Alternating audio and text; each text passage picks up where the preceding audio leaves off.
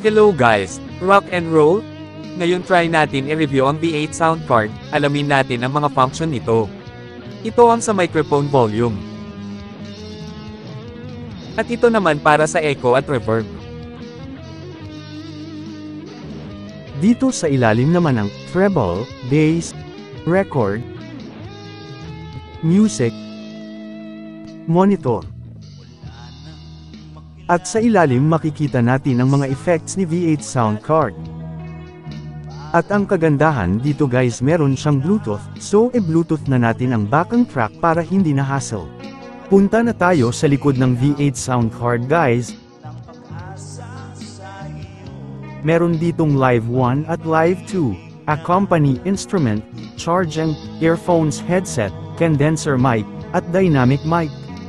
Dito natin i-connect lahat ng cable from V8 to cellphone, and to our instrument, mic, and headset, so wag na natin patagalin mga idol.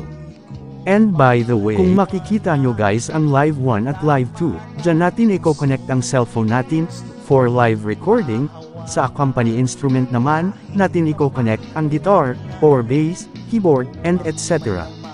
At sa charging naman guys, tips ko lang, mas maganda pag naka full charge. Dito naman sa earphone speaker, connect ang earphone mo, or pwede rin out sa speaker mo. Ganun lang din sa headset guys, pwede mo rin connect ang headset mo. At dito naman natin, connect ang condenser microphone mo. At ang last ay, ang dynamic microphone, pwede rin connect ang guitar mo dyan guys, lalo na pag naka-wireless ka mas maganda. Mamaya makikita nyo guys ang full setup natin.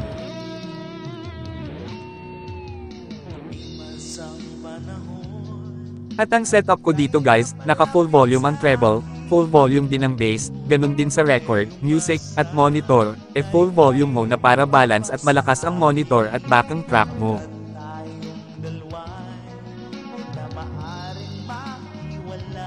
Ayan na guys, nakakonect na. Ito sa cellphone recording, instrument guitar, headset earphone, at condenser microphone. Kung naririnig nyo ang background music ko guys, recording namin yan gamit ang V8 sound card. Original composition namin yan guys, sana magustuhan nyo. Maraming salamat mga idol, paki-subscribe naman guys for more covers on guitar solo and tutorials, and by the way we are the Goles Brothers Band, thank you. Ito ba'y pag-ibig na totoo?